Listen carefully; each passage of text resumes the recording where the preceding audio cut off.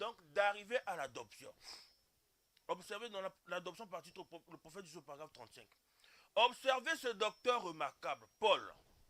Ah, les histoires là me dérangent toujours. La première chose qu'il fallait, c'est d'éliminer toute idée de chute. Paul est en train de leur montrer que dans cette dimension, dans cette quatrième étape de l'adoption, il n'y a pas de possibilité de chute. Amen. Quand je parle de la chute, je parle du péché qui a causé la chute. C'est ça. L'adultère. Amen. C'est ça. Je suis en train de poser, frère. Amen. Je le dis devant Dieu et devant les hommes. Je peux me tenir devant n'importe qui, dire les choses comme ils sont. Parce que je n'aurai jamais, je crois par la grâce de Dieu, être coupable, avoir le sang de quelqu'un entre les mains. Non, je dis, je vous laisse. Si vous avez la grâce, vous recevrez. Je relis encore. La première chose qu'il fait, c'est d'éliminer toute idée de chute. Donc si quelqu'un a chuté, comme au commencement, dans la Genèse, il n'avait pas encore reçu le Saint-Esprit. Amen, je le crois. C'est la parole. Amen. Je continue à lire. D'éliminer de façon définitive toute idée du genre « je suis chrétien aujourd'hui et demain je suis fichu ». Non, monsieur. Donc quand vous arrivez, vous devez être converti jusqu'à atteindre l'adoption. Peu importe les situations, vous n'avez pas d'excuses. Dieu m'a mis dans une situation, j'aurais pu dire que j'ai le droit, je vais faire la pagaille, je vais tomber avec les femmes. Mais je ne l'ai pas fait. Amen. Les gens m'ont dit, non frère, j'étais trop dans le choc. Il n'y a pas d'histoire de choc ici. Quand tu rentres dans ce domaine-là, pour atteindre l'adoption, il n'y a plus d'idée de chute. Amen. Si elle a chute, c'est qu'il était déjà tombé depuis longtemps comme le serpent. Amen. Continue à lire. Et le lendemain, Dieu m'a condamné. Et le jour suivant, je suis de retour. Ça ne tient pas debout.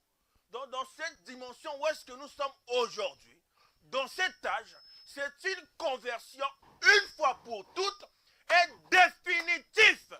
Amen. Et le Saint-Esprit vous emmène jusqu'à l'adoption. Amen. Parce que la parole dit, il leur a été donné la foi une fois pour toutes. C'est ça. Pas de temps en temps. Non, monsieur.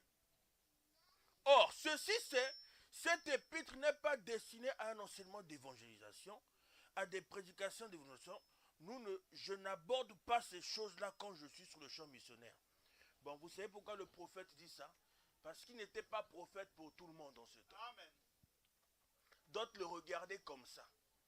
Mais nous qui avons la révélation, comme les enfants d'Israël de qui est Moïse, à ce moment-là, il n'y a plus de doctrine. Amen. Parce que tout le monde doit dire et répéter ce que Moïse a dit. Donc chaque tribu devait rester derrière ce que Moïse a dit. Je les apporte à l'église. En effet, Paul l'a adressé aux saints. C'est ça. On n'a pas dit aux gens, mais aux saints. Donc ceux qui ont le Saint-Esprit. Paul est en train de prêcher l'adoption à une église aux Romains, à une église qui avait le Saint-Esprit. Il leur enseignait l'adoption, alors que l'adoption ne concernait pas leur âge. C'est ça. Le prophète dit que l'adoption concernait notre âge, et cela a été permis pour pouvoir y accéder par l'ouverture des sceaux. Amen. Paul l'a adressé aux saints, à ceux qui sont appelés et préservés, qui sont remplis et mis à part dans le Saint-Esprit, déjà dans le pays de Canaan. C'est ça. Amen. Il essaie de leur dire la première chose. Débarrassez-vous de l'idée que vous allez être perdus. Et que vous allez faire ceci. Et que vous allez... Et que vous avez peur de ceci. Amen. Vous comprenez que dans ce domaine-là que nous parlons, la peur de quelque chose, de quoi que ce soit, ne peut plus exister. Amen. Même peur de mourir, ça n'existe plus. En fait, pour vous, tout devient banal. Amen. Parce que vous êtes un être double. Quoique je peux manger, Mais le véritable vous que nous allons toucher tout à l'heure, il vit dans une dimension que les hommes ne peuvent pas comprendre. Amen. Je m'adresse aussi aux sœurs. Ne permettez pas qu'on vous dise tout le temps que non, vous savez, la femme, hein, elle est aussi charnelle. Non. Dans le domaine où est-ce que nous sommes aujourd'hui, une sœur doit être plus spirituelle qu'un pasteur dénominationnel. Amen. Il ne doit pas avoir de comparaison. Il dit, débarrassez-vous de l'idée que vous allez être perdu et que vous allez faire ceci et que vous avez peur de ceci. N'ayez peur de rien, car il essaie de vous dire où vous en êtes, qui vous êtes, quelle est votre position. D'abord, il montre où vous en êtes. Et il vous montre qui vous êtes. Et ensuite, il montre quelle est votre position. Bon, maintenant, on va rentrer dans notre sujet. On peut maintenant prêcher. Si l'on peut se lever, l'on prend le Bible dans Hébreux chapitre 10. Je vais aller rapidement. Hébreux chapitre 10. Je voudrais parler sur la tangibilité de Elohim. Parce que tout le monde dit que Dieu, il est invisible. Il est comme ça, mais Dieu, il est tangible. Amen. Dans Hébreux chapitre 10, versets 5 à 7, prions. Dieu notre Père, nous voulons pas être des hommes pour pouvoir parler de ta part, mais nous voulons encore une fois que la parole faite chair puisse se faire en nous, que ce soit celui qui parle et celui qui écoute, afin que nous puissions recevoir exactement ce que toi, tu veux que nous puissions recevoir. Afin qu'en sortant d'ici, Seigneur, nous puissions être comme toi tu es venu. Cette portion qui nous satisfait pleinement. Amen. Aussi de savoir, Seigneur, lorsque tes enfants, en ce temps-là, ils pouvaient prendre la Bible et lire et sortir, ils étaient déjà bénis. Pour eux, le culte était parfait, Seigneur. Amen. Car comme il dit dans l'Apocalypse, celui qui lit et celui qui entend est béni. Mais ici, nous faisons les deux choses à la fois. Parce qu'en ce temps-là, ils ne pouvaient qu'entendre parce que la Bible n'était pas donnée à tout le monde. Mais ici, nous avons cette grâce d'avoir cette double portion. Alors, Seigneur, éloigne l'homme qui parlera, éloigne la femme qui écoutera, ou bien l'homme qui écoutera, afin que toi seul, tu puisses nous apporter la chose juste et que nous puissions sortir ici avec tout ce que toi tu veux. Amen. Guéris les malades, viens en aide. Aussi, sois miséricordieux envers nous malgré nos hauts et nos bas. Mais nous savons que, Seigneur, ce que nous sommes, c'est ce que toi tu veux que nous puissions être. Alors, si notre foi, elle est aussi petite que ça, insignifiante, Seigneur. De la même manière que tu as multiplié le pain de cet enfant et a nourri la foule, tu es le même Dieu pour pouvoir encore affermir notre foi et qu'elle puisse devenir encore plus grande. Bénis ta parole. Souviens-toi de chacun de tes serviteurs partout dans le monde. Dans le nom de Jésus-Christ. Amen. Amen. Lisons Hébreux chapitre 10, versets 5 à 7. C'est pourquoi Christ, entrant dans le monde, dit, tu n'as voulu ni sacrifice ni offrande, mais tu m'as formé un corps. Tu n'as agréé ni holocauste ni sacrifice pour le péché. Alors j'ai dit, voici je viens. Dans le rouleau du livre, il est question de moi pour faire, ô Dieu, ta volonté. Amen. Que Dieu bénisse de sa parole pour vous asseoir.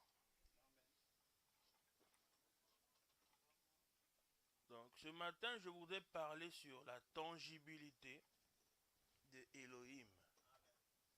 Parce qu'on dit Dieu, mais Dieu c'est quoi déjà?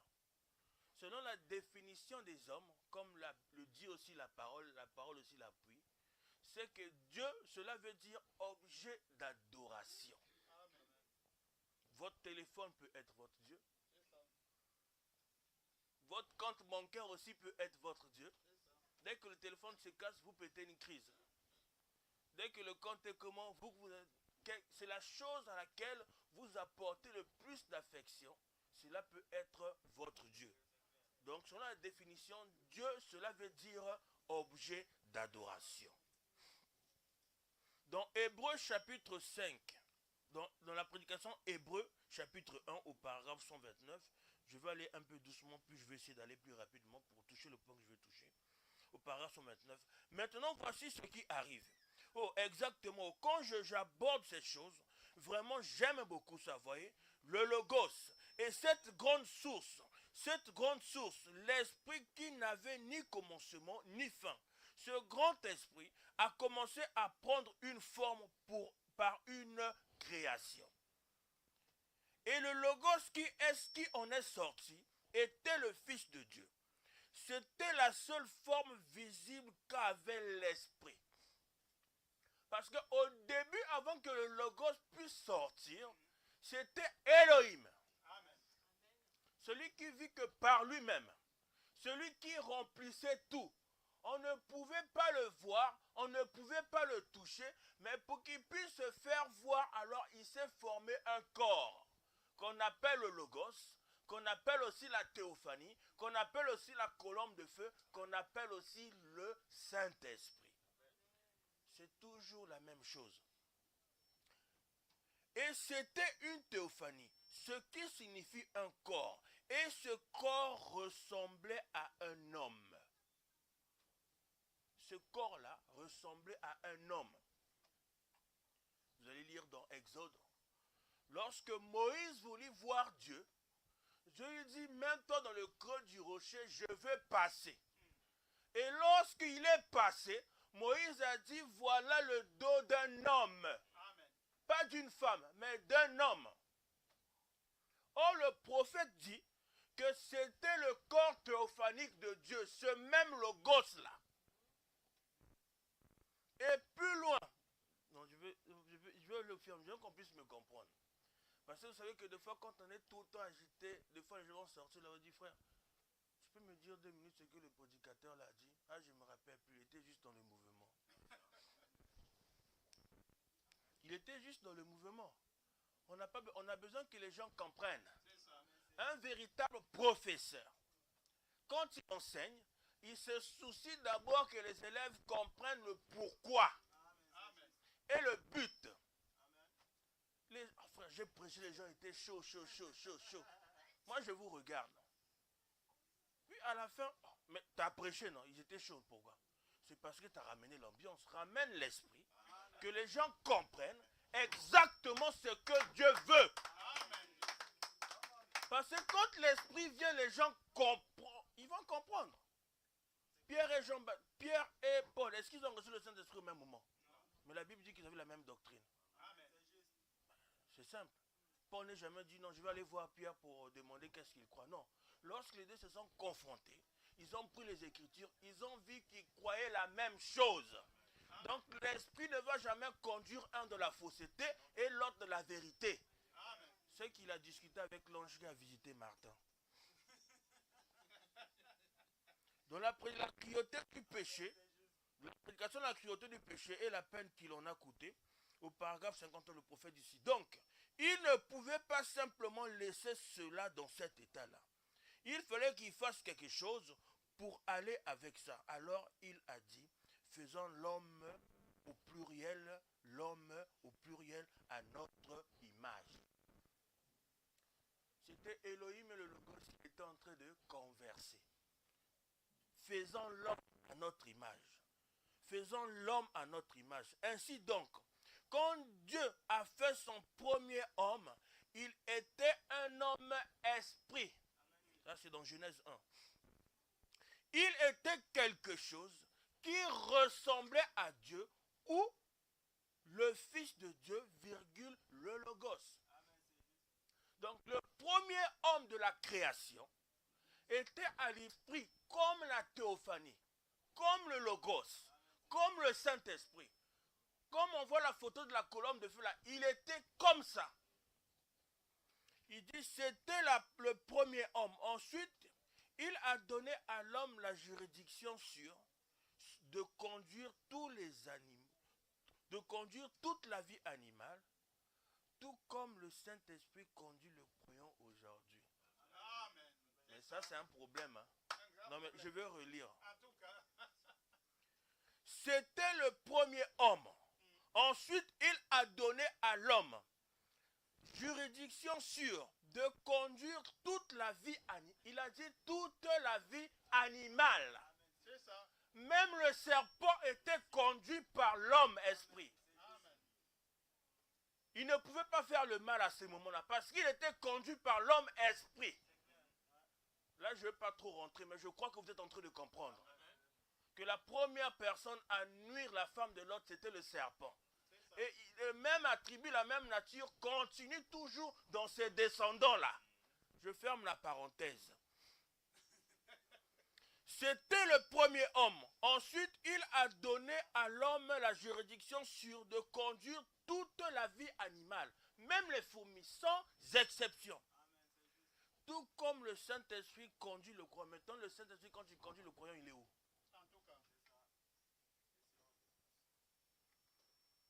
Donc, il est dans l'homme. Donc, Adam, pour conduire les animaux, il devait oindre les animaux comme le Saint-Esprit. Parce que si le Saint-Esprit, il ne vient pas en vous, vous n'allez jamais faire sa volonté. Donc vous imaginez maintenant l'autorité que Dieu avait donnée à Adam d'agir de la même manière que Dieu conduit l'Église. Je vais prendre Hébreux chapitre 4, au paragraphe 132. Je vais essayer d'aller maintenant rapidement. Comme nous l'avons vu l'autre jour, Dieu au commencement était esprit. Alors de Dieu est sorti le Logos ou de Elohim, ou la théophanie, qui était en forme d'homme, appelé le Fils de Dieu préfiguré. Il est venu sur la terre dans un corps de chair, même avant de venir en Jésus-Christ. Ça, c'est ce qui s'est produit avec la Genèse lorsque Elohim a visité Abraham. Dans un corps de chair. C'était là, ce temps-là. Maintenant, avalez ça une bonne fois, frère. Je vais vous le prouver. Quand Moïse l'a vu, il a dit, fais-moi voir ta forme, Seigneur. Parce que les gens adorent les femmes. Oh non, on a vu des anges femmes. Non, ça c'est le diable. Tous les gens, c'est que des hommes. Amen. Il y a des choses que les gens ramènent des traditions, ils veulent appuyer avec les Écritures. C'est le diable. N'écoutez même pas ça. Dites à la personne que tu as des démons. Oh, vous ne discutez pas. Dites-lui juste que tu as des démons. Parce que si vous discutez avec lui, vous lui donnez le temps pour essayer de vous convaincre. C'est ça. Fais-moi voir ta forme, Seigneur. Et Dieu l'a caché dans le rocher. Le rocher, c'est la révélation. Et quand il est passé, il a dit, c'était le dos d'un homme. C'était cette théophanie. Exact. Ensuite, il fallait que cette théophanie soit faite chair. Pas une autre personne. Mais il fallait que la même personne se fasse chair. Amen. Ça, si nous lisons, nous parlons de la première venue du Seigneur Jésus-Christ par la naissance par la Vierge.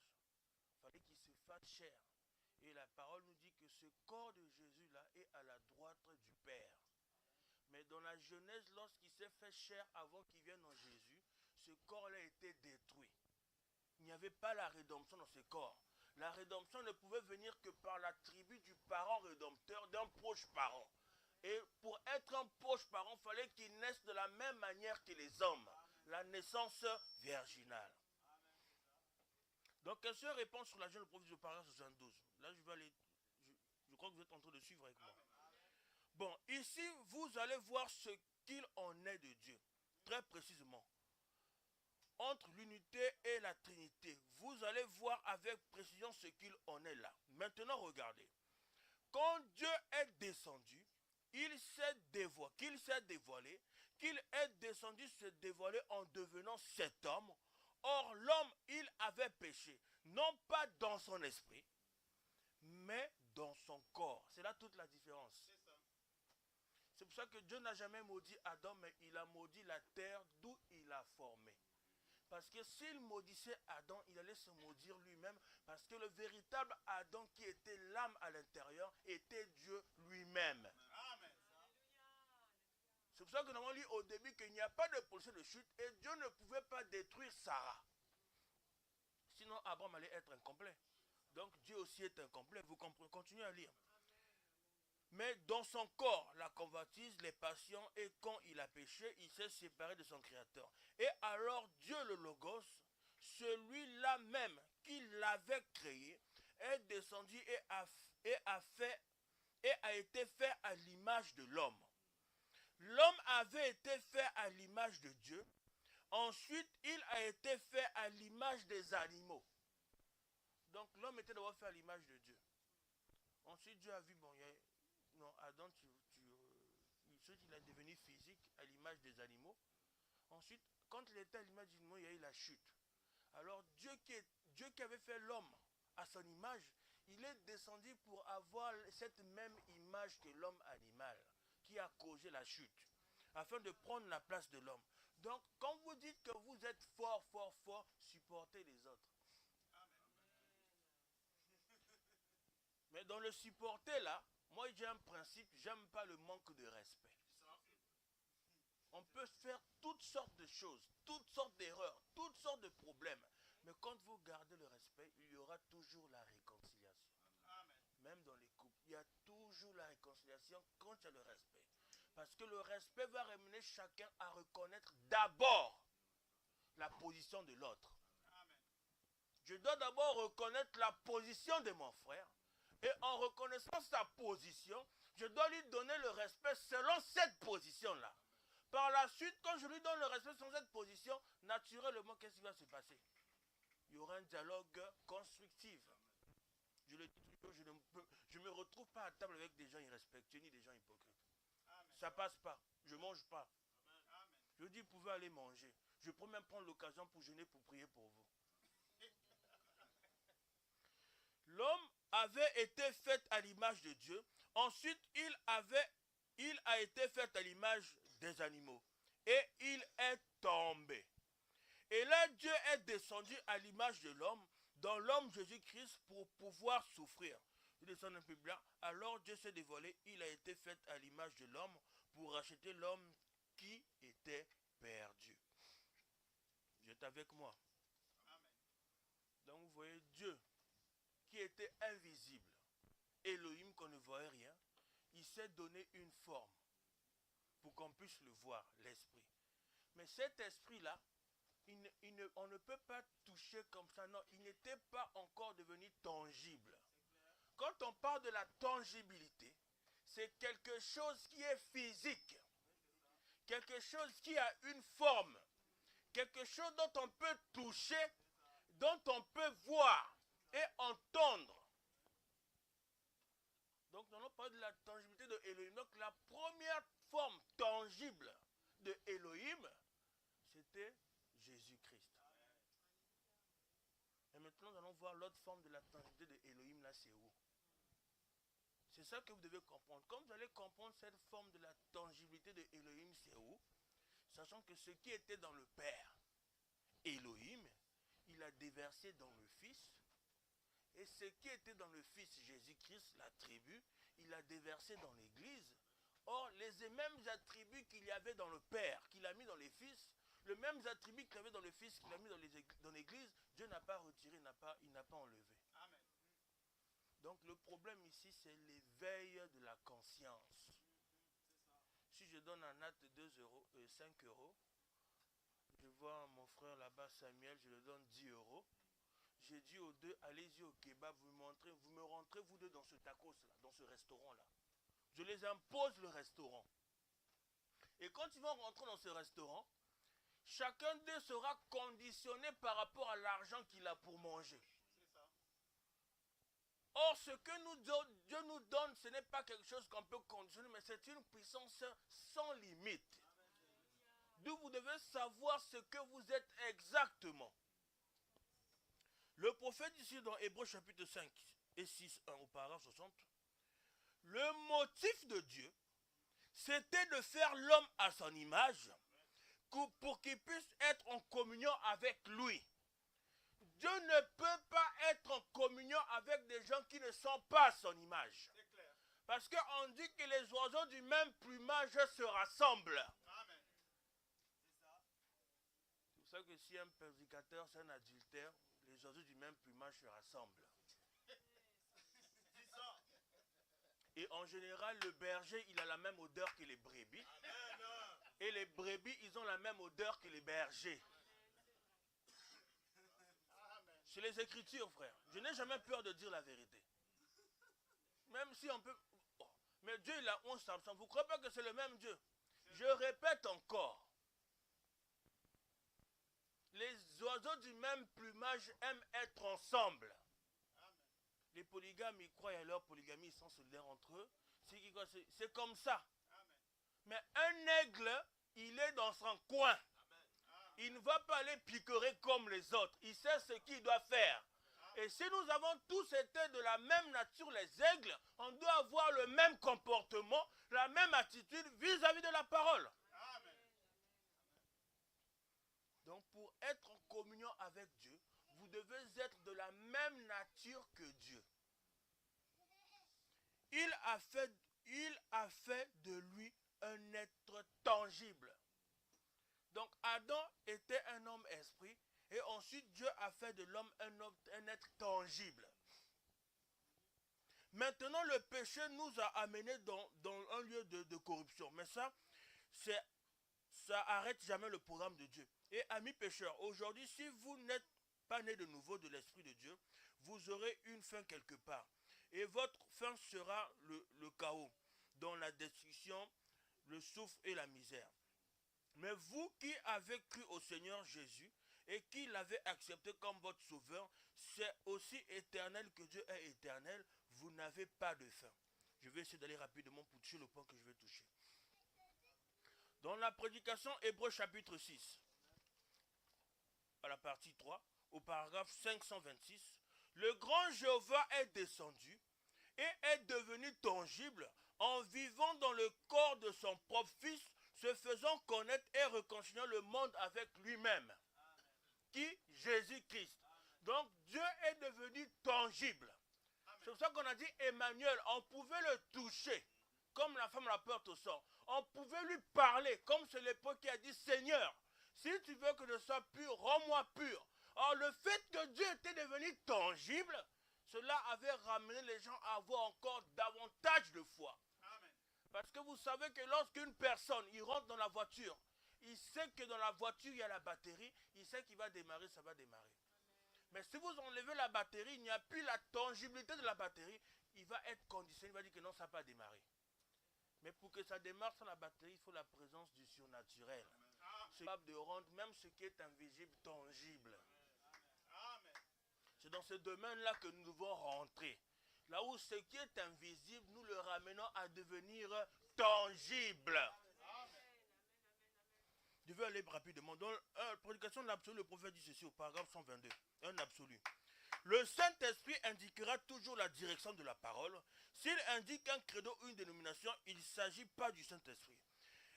Il ne pourrait pas le faire, indiquer autre chose que sa parole. Alors qu'il est mort pour confirmer cette parole,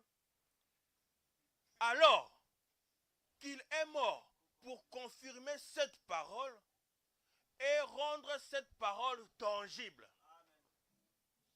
Tangible, hein? En fin de compte, c'est quelle parole qui est rendue tangible? C'est ta Bible.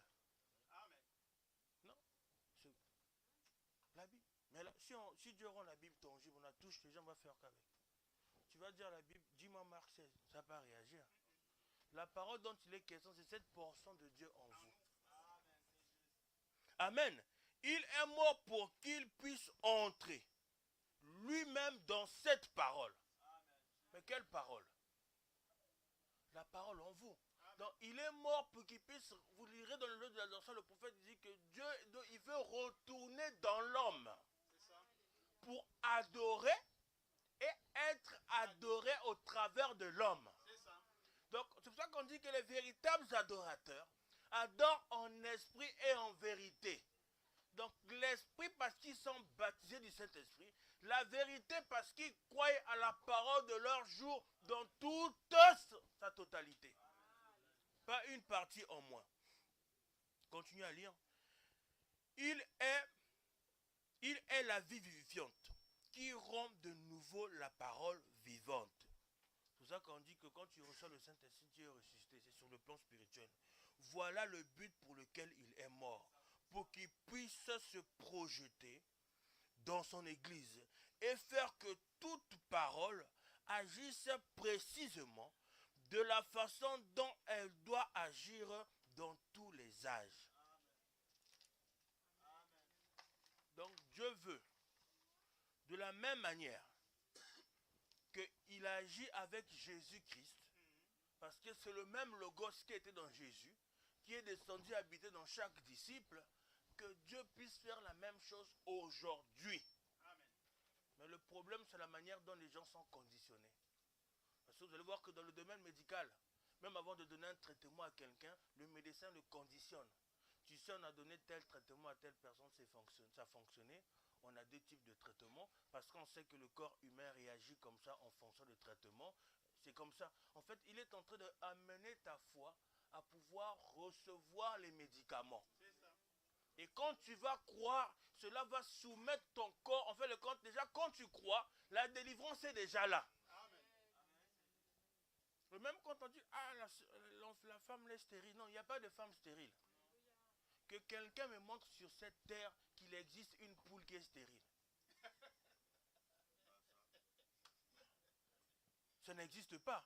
Donc la stérilité, en fait de compte, c'est un état secondaire de frustration tout simplement. Parce qu'elle est juste frustrée, brassée, elle est impatiente. Donc elle est nerveuse. Alors en devenant nerveuse, elle perturbe l'ordre hormonal de son corps. Le problème, il est là. N'accusez pas les sorciers, ils n'ont pas de puissance pour changer votre vie. C'est vous qui avez la puissance pour changer votre vie.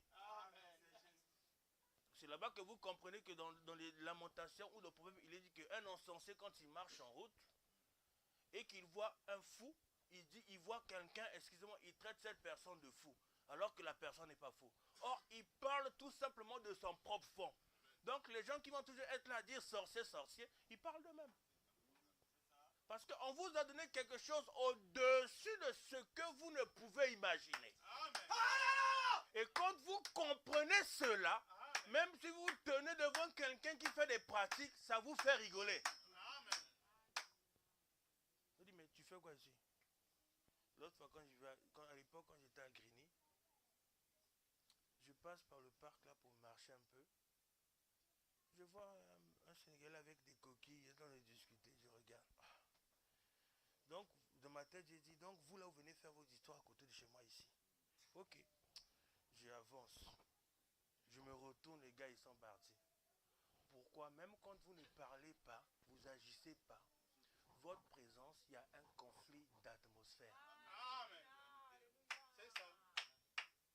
Quand vous revêtez de la puissance de Dieu, du surnaturel, votre présence va amener un conflit d'atmosphère. C'est pour ça qu'il y a des gens, quand ils voient que moi je ne me sens pas bien quand lui est là, mais vous ne vous connaissez pas. Lui là, je l'évite. Hein. Je ne sais pas pourquoi je l'évite. Mais c'est un bon frère. Il ne t'a rien fait, tu l'évites.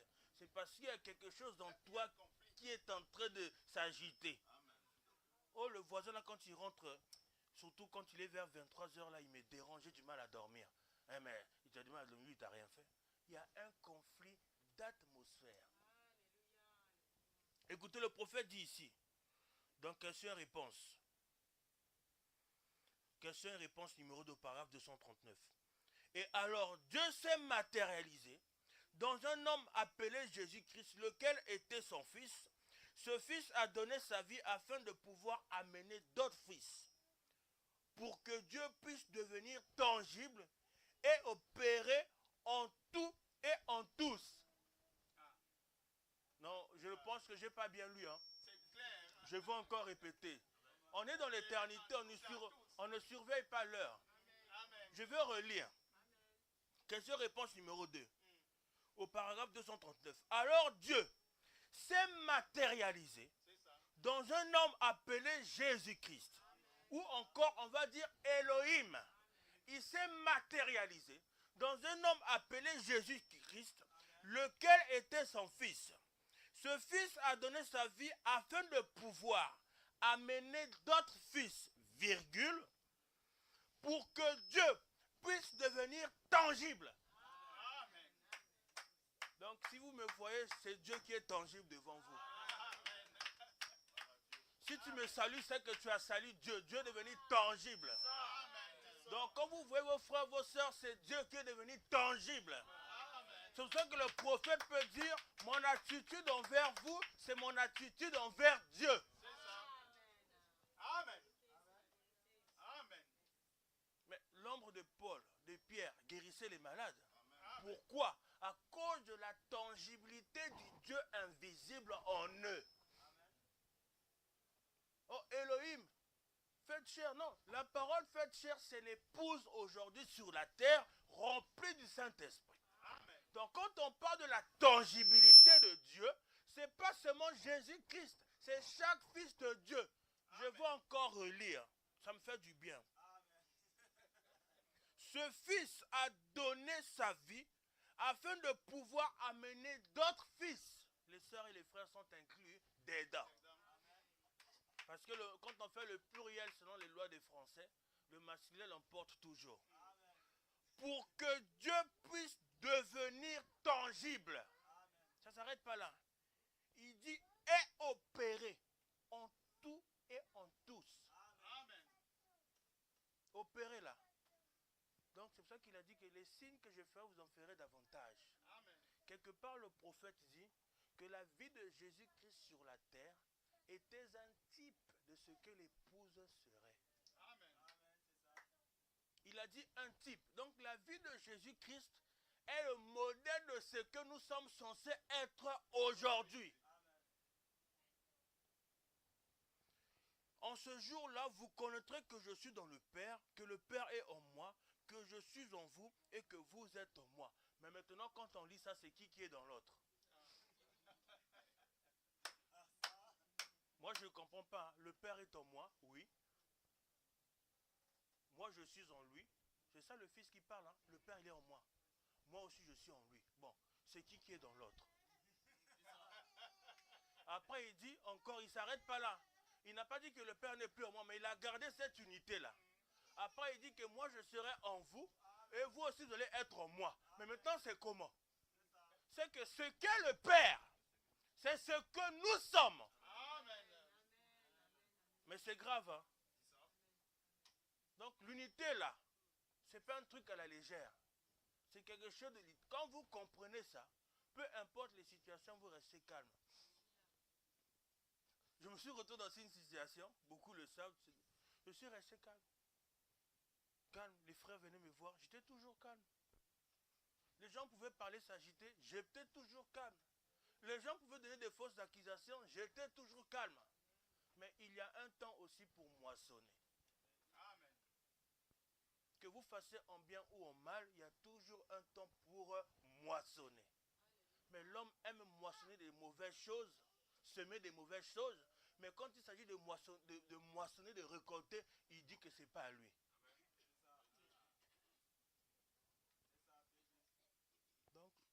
Donc vous imaginez, en fin de compte, vous êtes même comme le Père. Parce que si on essaie de comprendre qui est dans l'autre ici, on appelle un mathématicien, il va s'embrouiller. Parce qu'il va dire, écoutez, selon les bases mathématiques, quand on fait 1 plus 1 plus 1 plus 1 égale à 3. Donc on va se retrouver avec une personne qui a 3 personnalités. D'abord, on a fait 1 plus 1 égale à 2, donc c'est quelqu'un de bipolaire. On a quelqu'un de 3 polaires, non. Même si Dieu fait 1 plus 1, le Père et le Fils égale 1, il fait encore plus 1 égale encore à 1. Les gens vont se prendre la tête. Non, mon frère, tu t'es trompé. C'est lui qui a dit, on a lu ici. Maintenant, parce qu'on a lu ici, c'est ainsi dit le Seigneur, aussi longtemps que vous avez la foi dans ça, ça va fonctionner. Amen. Je vais bientôt m'arrêter.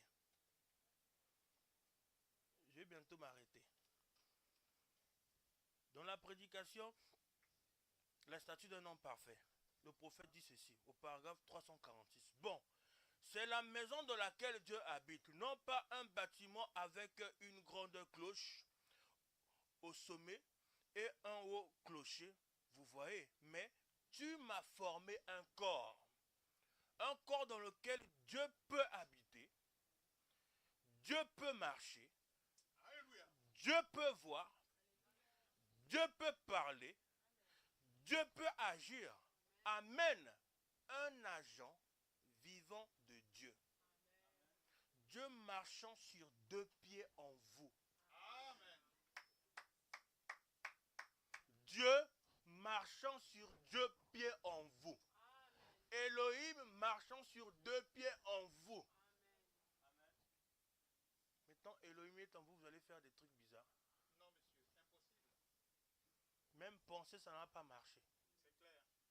C'est là-bas que vous comprenez que nous avons besoin de ramener les gens à reconnaître d'abord leur état actuel. Amen, c'est ça. Et quand on leur montre leur état actuel, on doit leur montrer ce qu'ils sont censés être. Et quand on leur montre ce qu'ils sont censés être, alors on les indique le chemin pour pouvoir être cela. Parce que si vous dites à quelqu'un, oui, monsieur, en fait, monsieur, il y a quelqu'un qui est là, qui est mort, c'est vous qui êtes héritier. Voilà, il va dire, ouais, bon, comment ça héritier? Non, on a vu dans l'arbre généalogique, parce que on peut pas, l'État ne peut pas récupérer l'héritage comme ça, on cherche toujours un descendant. C'est la loi, hein? Alors c'est vous qu'on a vu. Même s'il dit que non, c'est pas vrai. Monsieur, on a été, même aller voir dans vos secrets, voir vos médecins. On a fait des tests, on a vu qu'il y a un lien de paternité. Parce que le sang là, on ne peut pas enlever. Parce que lorsque la mère elle s'est rendue compte qu'il y avait un œuf qui manquait, elle est partie à la recherche de ce sang là. C'est ça.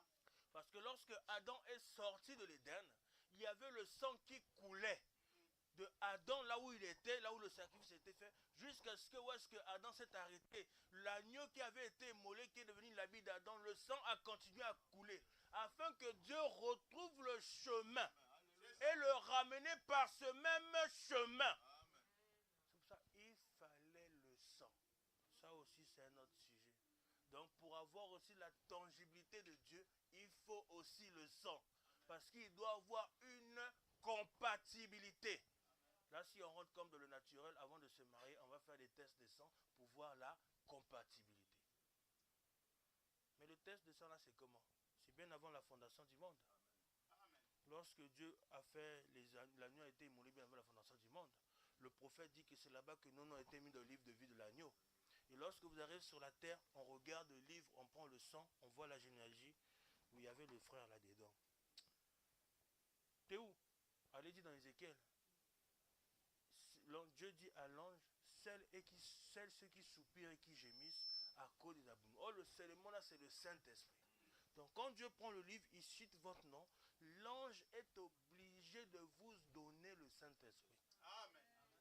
Mais cet ange-là qui va vous donner le Saint-Esprit, ce n'est pas la colonne de feu qui va descendre. C'est un Dieu tangible. Amen. Que vous ne le voulez, oui ou non. J'ai dit que c'est un Dieu devenu tangible qui sera commissionné par cet ange pour vous donner le Saint-Esprit. Amen. Mais pourquoi la colonne de feu n'a pas donné le Saint-Esprit à Paul? C'est ça. Mais c'était Dieu lui-même, Amen. sous la forme du Saint-Esprit, sous la forme de la colonne de feu. Pourquoi Dieu ne l'a pas donné le Saint-Esprit à cet instant? Parce qu'il fallait un Dieu dans une peau. Amen. Et pourtant il était prophète majeur. Mais c'est dur. Mais c'est un Éphésiens 4 qu'il a donné le Saint-Esprit. Frère Branham aussi, pour recevoir le Saint-Esprit, il fallait aussi.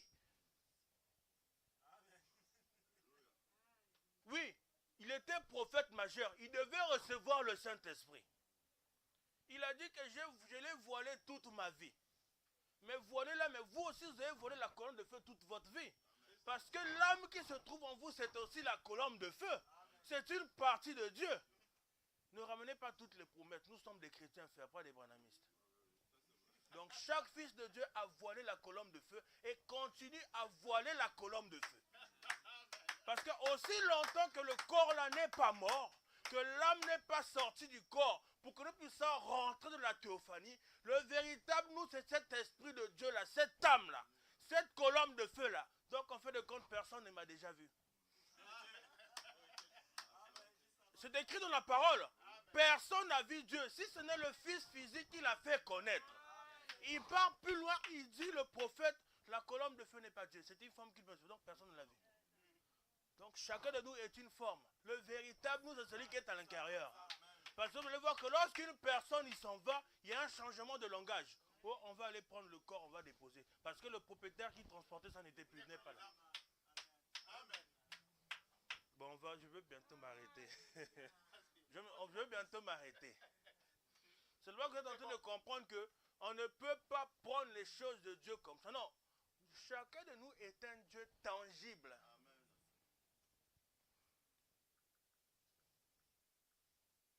Dans la prédication, Monsieur, nous voulons voir Jésus. Le prophète dit au paragraphe 16. Toutes ces choses sont des attributs de Dieu. De sorte qu'à la fin, la Bible a dit, Jésus a dit, vous connaîtrez que je suis dans le Père en moi. Ça déjà, on a déjà parlé, c'est compliqué. Moi en vous. Et vous en moi. C'est Dieu qui devient tangible. Donc le Dieu invisible, là, il devient tangible lorsqu'il s'incarne dans ses enfants par le baptême du Saint-Esprit. Là, il devient tangible. Donc, quand vous avez envie de manger la parole, c'est Dieu qui a envie de manger sa propre nature, sa nourriture. Et quand vous avez envie de manger le ndolé, le héros, le pandou, c'est parce que c'est la chair qui a besoin aussi de se ressourcer.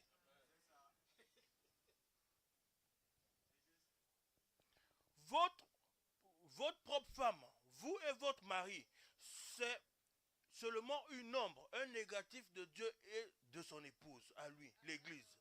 Vous voyez, c'est seulement l'attribut de Dieu qui est montré par des ombres et des types comme l'Ancien Testament en était un du Nouveau. Vous voyez, alors à la fin, tout ça se rejoint. Dieu tangible, Dieu en Christ, tangible, fait chair, qui a habité parmi nous.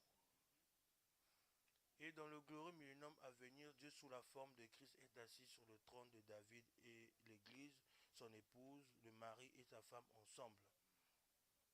Je vais un peu prendre maintenant cette citation, je vais essayer de la retrouver.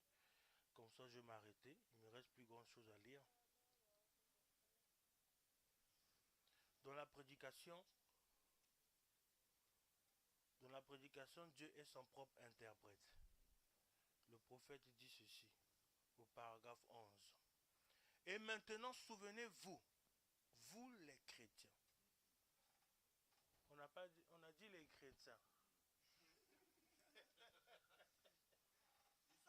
Parce qu'en fait, nombreux en Afrique se croient trop spirituels. Mais en fait, quand leur chrétienté, des fois, est conditionnée du fait qu'on sait que plusieurs frères de plusieurs églises vivent dans le quartier. C'est ça.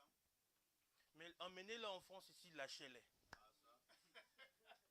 Ils vont se retrouver dans des coins là-bas, ils vont commencer à faire les 400-500 coups, ainsi de suite. Puis ils se présentent, frère. Moi, j'ai cru au pays. Non, t'as pas cru. Parce que le prophète dit qu'un chrétien, il est chrétien partout, pareil. Et le prophète dit que les chrétiens sont les mêmes partout. Parce qu'ils auront la même attitude vis-à-vis de la parole de Dieu partout. Donc ici le prophète dit bien, et chrétien veut dire semblable à Christ. Lorsqu'on a commencé à voir la vie de Christ se manifester dans les disciples, c'est là-bas qu'on les appelait des chrétiens. C'est la Bible. Mais comment quelqu'un dit qu'il est chrétien, il va dire que non, non. Un chrétien, c'est quelqu'un qui a le Saint-Esprit. Point. Amen. Amen. Un prédicateur, s'il n'a pas le Saint-Esprit, ce n'est pas un chrétien. C'est un païen qui a une capacité humaine d'expliquer et de vous embrouiller.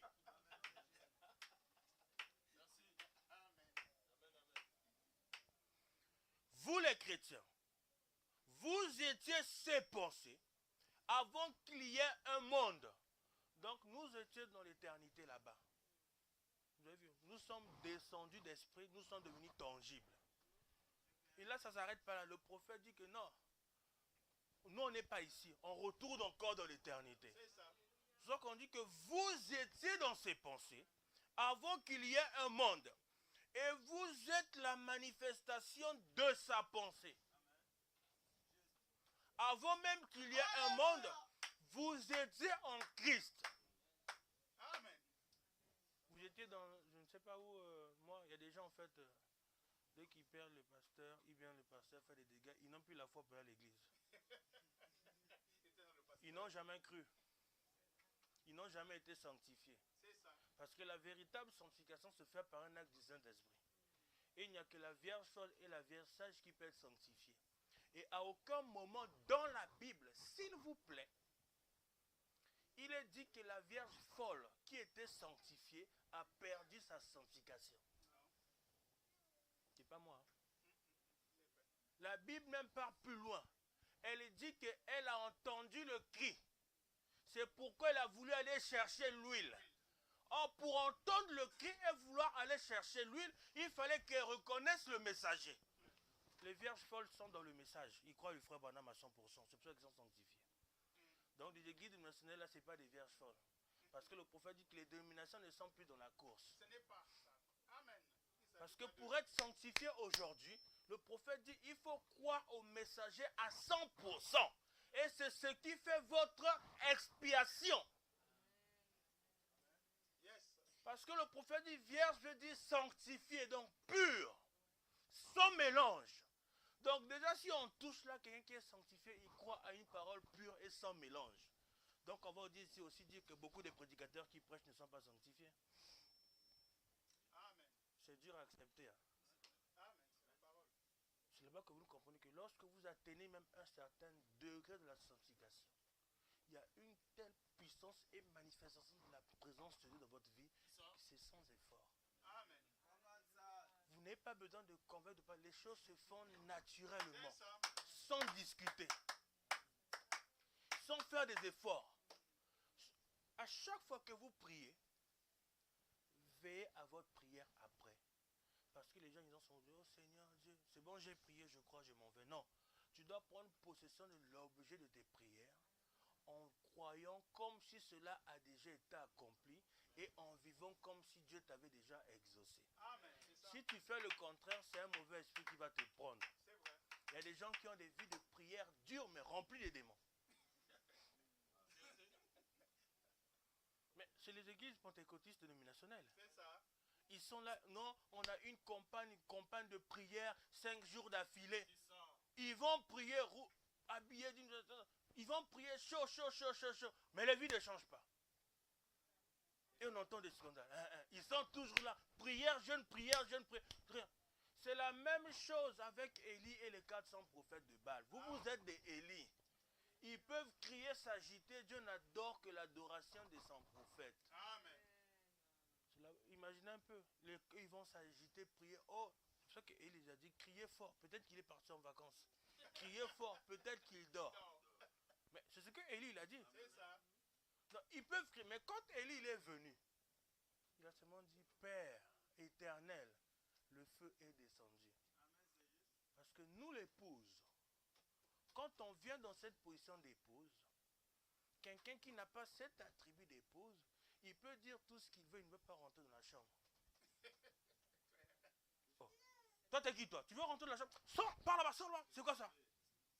Oh. Même la dame de ménage, elle peut nettoyer toute la maison, mais elle ne rentre jamais nettoyer la chambre. Amen. C'est là-bas qu'il y a le secret. Et la chambre, c'est votre âme. C'est là-bas que Dieu vient donner les secrets. Il vient déposer les semences pour que la vie que lui veut puisse sortir. Je vais continuer à lire. Et tout ça, c'est Dieu lui-même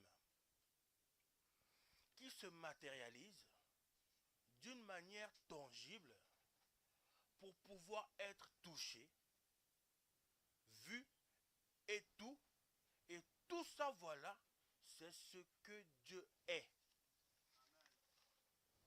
Bon. Je ne sais pas si je vous dis encore quelque chose, je vous ai tout dit. Hein.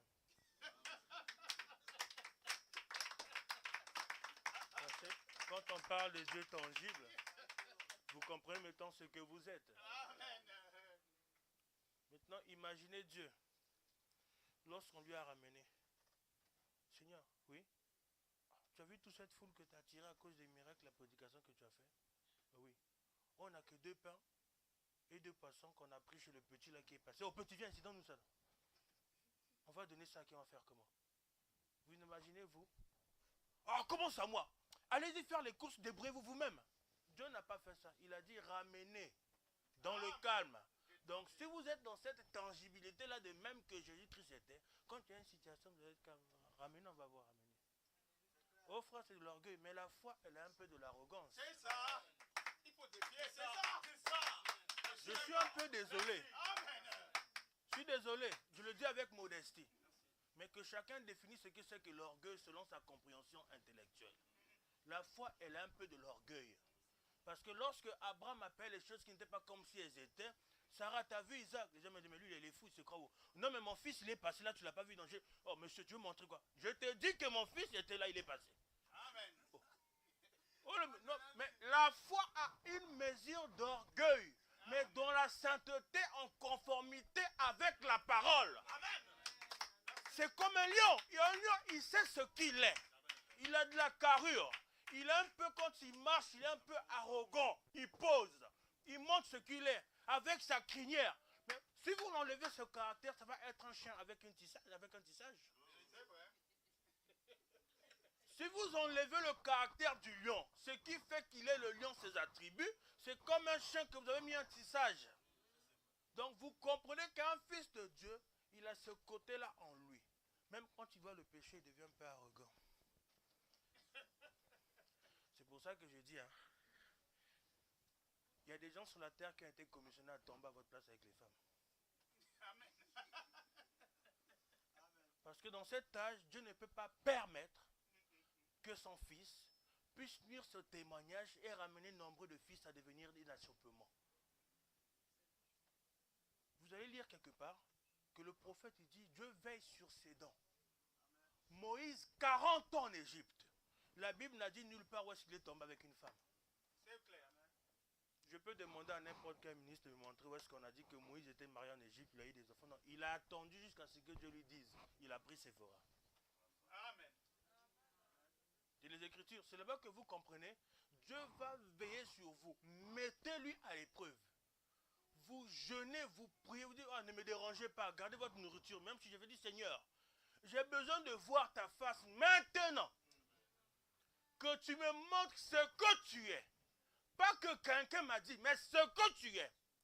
Que si tu ne me le montres pas, même si je dois mourir de faim ici, qu'il en soit ainsi. Amen. Et quand je te verrai là-bas de l'autre côté, je te dirai, Seigneur, à ce moment-là, tu connaissais mon cœur. Pourquoi tu ne me l'as pas donné? Mais parce qu'il sait votre cœur, il vous le donnera. Mais le problème, on est que les gens n'ont plus le pousser à bout. Quand le réfrigérateur va être vide, c'est là-bas qu'ils vont être poussés à jeûner. C'est faux. Mais même le réfrigérateur plein jeûne réclame à Dieu quelque chose. Amen. Et quand vous allez sortir de là, vous allez vous rendre compte que vous allez rentrer dans une dimension où est-ce que tout ce que vous possédez, vous appellerez cela futile et mensonge. Parce que la véritable chose que vous possédez, c'est Dieu lui-même. C'est clair. Amen. Mais observez une femme quand elle se marie, quand on fait la dot. Alors vous allez prendre tout ce que vous voulez, ce n'est pas son problème. Elle a déjà eu plus que ça, c'est le monsieur qui a donné ça. Amen. En fait de compte, vous prenez les miettes. Hein? Les dénominations ont pris les miettes. Allez-y voir dans Abraham. Abraham, quand il part, il distribue ses héritages, parce qu'il a eu des enfants après Sarah. Il dit, vous là, je vous donne des petits dents. C'est dans la Genèse. Hein? Il leur dit, j'ai donné des petits trucs. Mais mon héritage entier, ma toute portion, je l'ai donnée à Isaac. Mais vous, les miettes que je vous ai données là, prenez ça, allez-y loin de Isaac. Donc quand vous rentrez dans cette dimension-là, Dieu ne permettra pas que vous fréquentez certaines personnes. C'est pour ça que Dieu est arrivé à un moment, il a dit à Moïse, sépare-toi d'eux. Et la terre s'est ouverte. Ils sont partis, ils vont en enfer. Donc quand vous arrivez dans ce domaine-là, Dieu devient jaloux. Même passer le temps avec votre femme, ça va devenir un peu compliqué, mais te dire, bon, pas avec ta femme, elle a besoin de toi, toi aussi tu as besoin d'elle. Même on va te dire, j'ai besoin de toi aussi. Parce que quand l'époux a un désir, l'épouse dans la soumission, elle dit oui à tout, parce que ce qui plaît à l'épouse, c'est la satisfaction du cœur de son époux. C'est pour ça que Abraham voulut juste plaire à Dieu seul, à personne d'autre. Mais observez dans les séries La Communion, année je crois 62, le prophète, il demande la bénédiction à Dieu. Dieu lui dit que je ne peux pas te bénir plus, parce que tu ne m'as pas encore obéi comme Abraham. Alors que Abraham n'avait pas le baptême du Saint-Esprit, mais Frère Branham avait le baptême du Saint-Esprit. Le père de la foi. C'est là-bas que vous comprenez, quand vous avez la foi, vous ne pouvez que regarder à la volonté de Dieu. Et pour qu'elle se manifeste et devienne tangible, vous l'appliquez par l'obéissance à la parole. Amen. Inclinons la tête, prions. Dieu notre Père, nous te bénissons. Nous te remercions pour tout ce que tu es, pour ces moments. Laisse encore que ta grâce, ta miséricorde puisse accompagner tes enfants. Maintenant, ils savent ce qu'ils sont. C'est vrai que moi, j'aime pas les lignes de prière. C'est quelque chose que j'ai du mal, Seigneur. Mais je voudrais tout simplement que parce que chacun sait maintenant ce qu'il est et qu'il a tout en lui pour avoir ce qu'il veut, il prononcera la parole et cela suffira. Amen. Car c'est ce que tu as dit à Moïse. Parle, agis, je agirai, je ferai. Seigneur, nous pourrons dire qu'à ce moment-là, Moïse qui était ton serviteur, tu es devenu son serviteur. Afin que tout ce qu'il dise, toi tu puisses accomplir. Que tu puisses faire, Seigneur, de même pour tes enfants. Visite tout un chacun. Laisse que cette parole, Seigneur, puisse rentrer dans l'âme de tes enfants. Et que celle-ci puisse être fécondée, montrant encore que tu es le même hier, aujourd'hui, éternellement. Amen. Sois béni, sois loué. Nous croyons que tu nous as exaucés. Dans le nom de Jésus-Christ. Amen.